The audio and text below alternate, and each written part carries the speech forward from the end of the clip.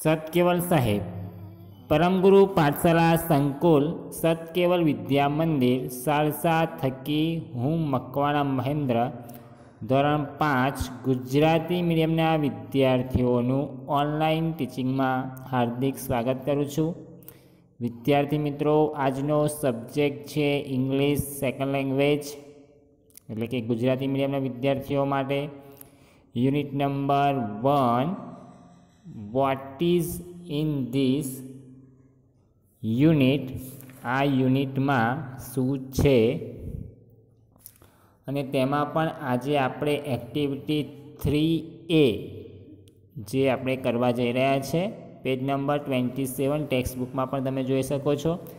વધારે સમય ન બગાડતા આપણે આગળ વધીશું, પરંતુ એક્ટિવિટી 3A તરફ જઈએ, હિતુઝ ક્લાસરૂમ। તો એના પહેલાં આપણે કેટલાક મિનિંગ્સ એટલે કે શબ્દાર્થ તરફ જોઈશું કે જે તમારા માટે નવા હશે। એટલે હું અહીંયા જે પણ સ્લાઇડમાં જે સ્પેલિંગ લખેલા છે તે દરેક વિદ્યાર્થીઓ પોતાની નોટબુકમાં સારા અક્ષરે લખશે અને એને લર્ન કરશે। 2 થી 3 વાર સ્પેલિંગ પણ વાંચી જશે, તેને તૈયાર કરશે, લર્ન કરશે।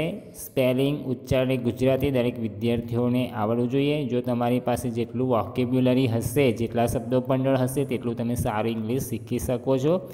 માટે આપણે સ્પેલિંગ ગોખવાના નથી, પણ તેને તૈયાર કરવાના છે, તેને લર્ન કરવાના છે।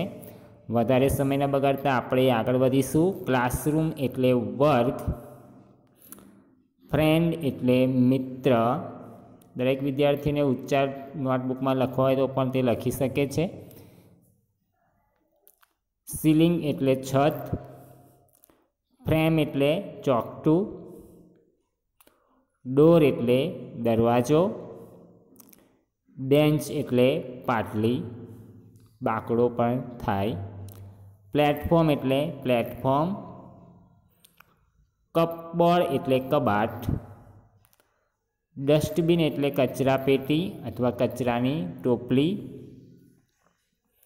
લુક એટલે જોવું, વોલ એટલે દિવાલ, વિન્ડો એટલે બારી, બ્રાઉન એટલે કથ્થાઈ,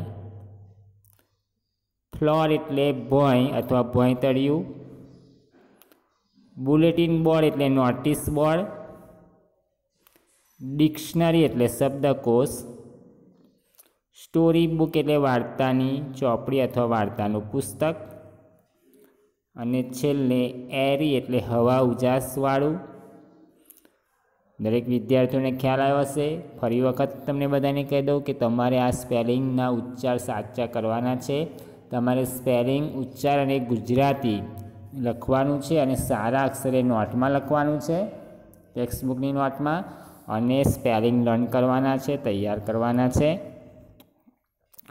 અહીંયા મેં જેટલા નવા શબ્દો હતો તેનો જ ઉપયોગ કર્યો હતો, એટલે કે કેટલાક કલરો કે જે તમે આગળ 1 to 4 અથવા 3rd અથવા 4થમાં તમે કલરો એટલે કે રંગોના નામ શીખી ગયા હશો, તેનો મેં અહીંયા ખાસ ઉલ્લેખ કર્યો નથી, પણ આપણે તે એક્ટિવિટીમાં તેનો ઉલ્લેખ કરીશું।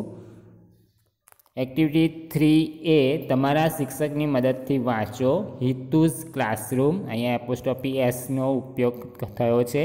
હિતુઝ એસ ક્લાસરૂમ એટલે હિતુઝ, એપોસ્ટ્રોફી એસનો અર્થ આપણે અગાઉ જોયું તેમ નોની નાનું થાય, હિતુનો વર્ગખંડ। તમે પેજ નંબર 27 ટેક્સ્ટબુકની અંદર પણ જોઈ શકો છો અને સ્લાઇડમાં પણ તમે જોઈ શકો છો। ક્લાસરૂમનું દ્રશ્ય તમે દ્રષ્ટિમાન કરી શકો છો। હવે આપણે શાંતિથી વાંચીશું। લુક એટ હિતુઝ ક્લાસરૂમ, હિતુના ક્લાસરૂમ તરફ જુઓ। લુક એટલે જોવું, એટ એટલે ની તરફ, હિતુના ક્લાસરૂમ તરફ જુઓ। Hitu and his friends are in the classroom, Hitu અને તેના મિત્રો વર્ગખંડમાં છે। ફ્રેન્ડ એટલે મિત્ર, ભાઈબંધ પણ થાય। It is a big classroom, તે મોટો, બિગ એટલે મોટું, તે મોટો વર્ગખંડ છે. The walls are pink. Wall એટલે દિવાલ, અહીંયા વોલ્સ બહુવચન છે. ધ વોલ્સ આર પિંક એટલે કે જે દિવાલો છે ક્લાસરૂમની તે ગુલાબી છે. ધ બોર્ડ ઇઝ બ્લેક, અને બોર્ડ તે બ્લેક છે એટલે કે બ્લેક બોર્ડ. એટલે જે બોર્ડ છે તે બ્લેક એટલે કાળું છે. તમે અહીંયા રંગોના સ્પેલિંગ પણ લર્ન કરી શકો છો. જે તમે અગાઉ ભણ્યા હતા તે અહીંયા રિપીટ થયા છે, જેનો તમે અભ્યાસ કરી શકો છો. અને આ સિવાય તમને કેટલાક અઘરા શબ્દો લાગતા હોય તો તમે એ નોટ ડાઉન કરી શકો છો.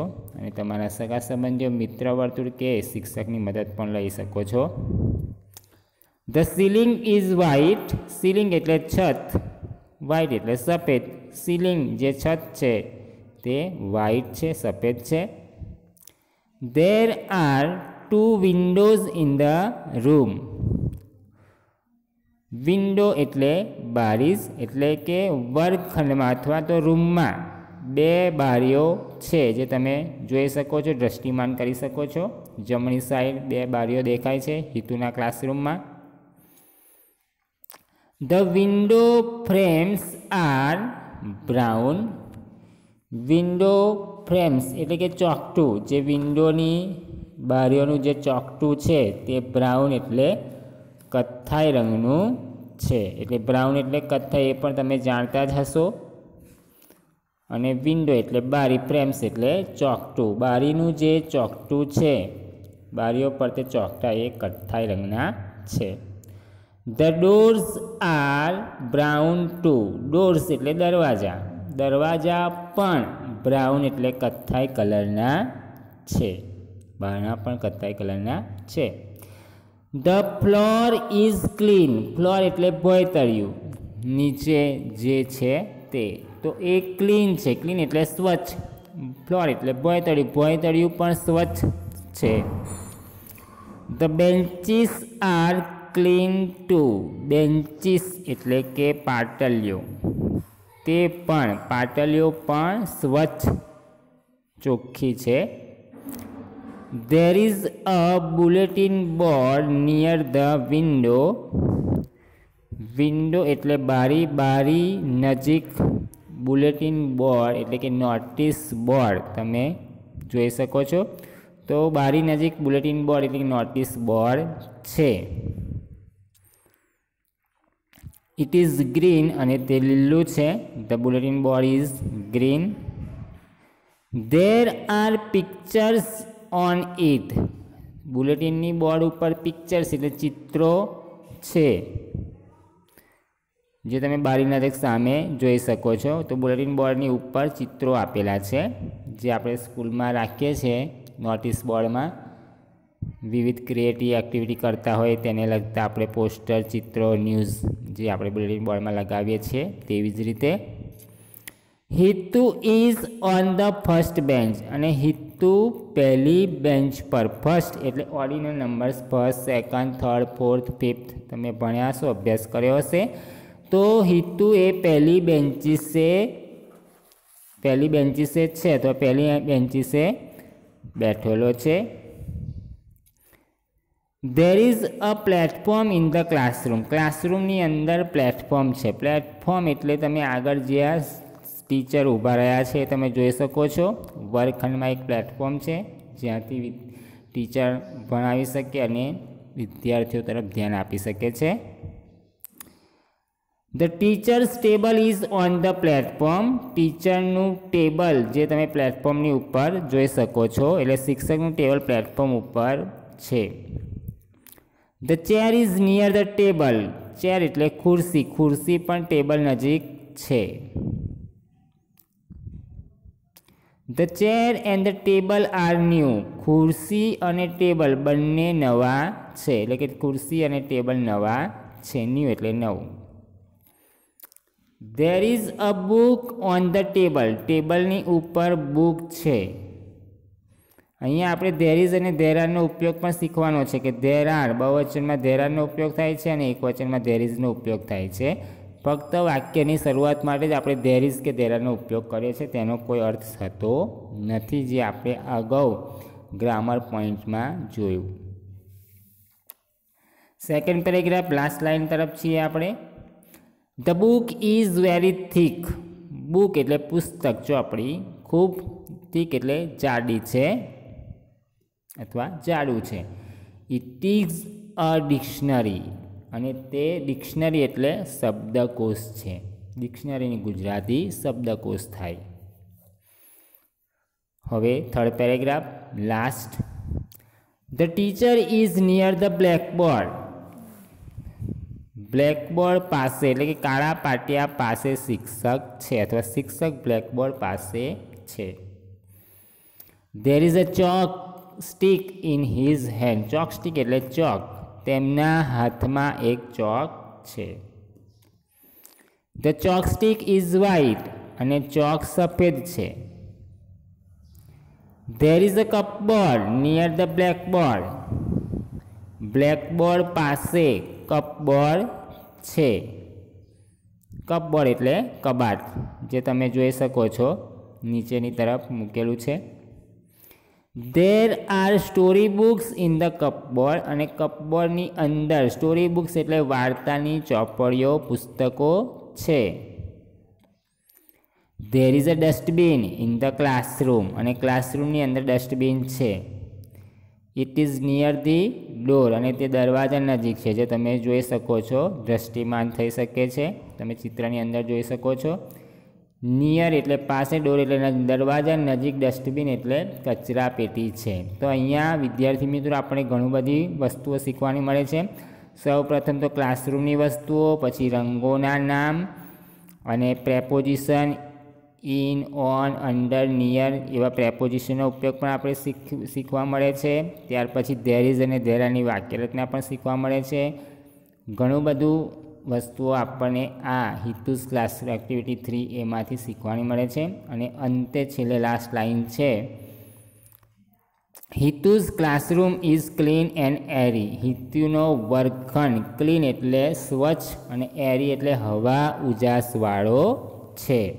અહીંયા આપણને છેલ્લે એપોસ્ટ્રોફી એસનો ઉપયોગ પણ શીખવાનો મળે છે. વિરુદ્ધાર્થી શબ્દો પણ આપણે ઘણા શીખી શકીએ છીએ. ફોર એક્ઝામ્પલ ક્લીન તો ડર્ટી અથવા અનક્લીન, ન્યૂ તો નવું, તો ઓલ્ડ એટલે જૂનું, ઓન એટલે ઉપર, એટલે અંડર એટલે નીચે. ઘણા બધા આપણે અહીંયા વિરુદ્ધાર્થી શબ્દો પણ શીખી શકીએ છીએ. તો દરેક વિદ્યાર્થીઓને વિનંતી કે તે એક્ટિવિટી 3A હિતુઝ ક્લાસરૂમ 2 થી 3 વાર ઘરે પોતાની જાતે સારી રીતે રીડ કરશે. જો તમે સારી રીતે રીડ કરશો તો જ તમે આના પછીની એક્ટિવિટી સારી રીતે કરી શકો છો, જેથી કરીને તમે સારું પરિણામ લાવી શકો. Activity 3B. ફકરામાં આવેલ શબ્દો નીચે લીટી કરો.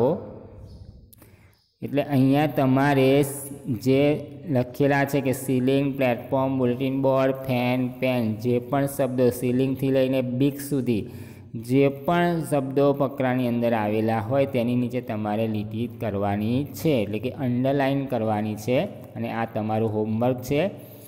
હવે નીચેના કોષ્ટકમાં તમારે પછી વિગત લખવાની છે કે ફકરામાં આવેલા શબ્દો જે ડાબી સાઈડ લખવાના છે અને ફકરામાં ન આવેલ શબ્દો એ તમારે જમણી સાઈડ લખવાના છે.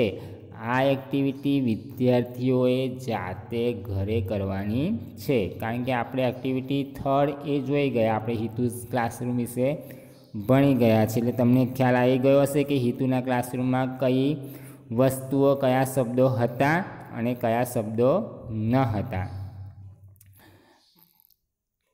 ત્યારબાદ જોડીમાં કામ કરો. નીચેના શબ્દો વાંચો અને નીચેના કોષ્ટકમાં વિગતો ભરો. બરાબર. તો in my classroom, not in my classroom, એટલે તમારે અહીંયા જે ceiling, platform, blackboard, school, teacher, એટલે કે સીલિંગથી લઈને છેલ્લે મેપ સુધીના શબ્દો તમે પેજ નંબર 29 પર જોઈ શકો છો. બરાબર. એક્ટિવિટી 3Bમાં જ આપેલું છે. એમાં તમારે ઇન માય ક્લાસરૂમ, તમારા ક્લાસમાં જે વસ્તુઓ હોય તે ડાબી સાઈડ લખવાની છે, અને નોટ ઇન માય ક્લાસરૂમ, અને તમારા ક્લાસરૂમમાં જે વસ્તુ ન હોય તે તમારે જમણી સાઈડ લખવાની છે। તો આ એક્ટિવિટી પણ વિદ્યાર્થીઓએ જાતે ઘરે કરવાની છે। હવે ઉદાહરણ પ્રમાણેના વાક્યો વર્ગ સમક્ષ રજૂ કરવાના છે। ત્યાર પછી તમારે છેલ્લે 2 એક્ઝામ્પલ તમે જોઈ શકો છો। There is a green board in my classroom, મારા ક્લાસમાં ગ્રીન બોર્ડ છે। અને તેના પછી છે કે there is no computer in my classroom, અને મારા ક્લાસરૂમમાં એટલે કે મારા વર્ગખંડમાં કમ્પ્યુટર નથી। તો આ રીતે તમારે ધેર ઇઝ અને ધેર આરનો ઉપયોગ કરીને એક હકાર અને બીજું નકાર, એ રીતે તમારે ધેર ઇઝ અને ધેર આરનો ઉપયોગ કરીને વાક્યો પણ લખવાના છે। આ એક્ટિવિટી પણ વિદ્યાર્થીઓ જાતે ઘરે કરવાની છે અને આપણે તેનો સારી રીતે અભ્યાસ પણ કરવાનો છે। આની મદદથી તમે ધેર ઇઝ અને ધેર આરનો ઉપયોગ પણ વધારે સારી રીતે કરી શકો છો। વધારે સમય ન બગાડતા છેલ્લે તમારું homework unit 1 what is in this unit, આના મિનિંગ્સ નોટબુકમાં લખ્યા બાદ તૈયાર કરવા, એટલે કે નોટબુકમાં સારા અક્ષરે વિદ્યાર્થીઓએ મિનિંગ્સ લખવાના છે। મેં કહ્યું તેમ પહેલાં સ્પેલિંગ, ઉચ્ચાર અને ગુજરાતી તમારે લર્ન પણ કરવાના છે અને ટેક્સ્ટબુકની નોટમાં સારી રીતે લખવાના છે। તૈયાર કરવાનું ભૂલશો નહીં। ત્યારબાદ એક્ટિવિટી 3 એ એટલે કે 2 થી 3 વાર ઘરે રીડ કરવી, એટલે કે હિતુઝ ક્લાસરૂમ જે એક્ટિવિટી 3 એ આપણે ભણ્યા એ તમારે 2-3 વખત વાંચવાનો છે તે લેસન। ત્યારબાદ એક્ટિવિટી 3B વિદ્યાર્થીઓએ જાતે કરવાની છે, જે હમણાં મેં તમને કહ્યું તેમ ફકરામાં આવેલ શબ્દો અને ફકરામાં ન આવેલ શબ્દો। ત્યારબાદ ઇન માય ક્લાસરૂમ તમારા વર્ગખંડમાં જે વસ્તુ હોય તે, નોટ ઇન માય ક્લાસરૂમ તમારા વર્ગખંડમાં જે વસ્તુ ન હોય તે લખવાની છે। અને ત્યારબાદ છેલ્લે ઉદાહરણ પ્રમાણે ધેર ઇઝ અને ધેર આરનો ઉપયોગ કરીને હકાર અને નકારમાં તમારે વાક્ય રચના લખવાની છે, એટલે કે વાક્યો લખવાના છે। ફરી મળીશું નવી જ એક્ટિવિટી સાથે, કારણ કે હજુ આપણે ઘણી બધી એક્ટિવિટી બાકી છે। અત્યારે એક્ટિવિટી 3AB આપણે અહીંયા કરી છે। હવે આપણે એક્ટિવિટી 3C તરફ જઈશું। ત્યાં સુધી સર્વને મારા સત કેવલ સાહેબ have a nice day, have a good day.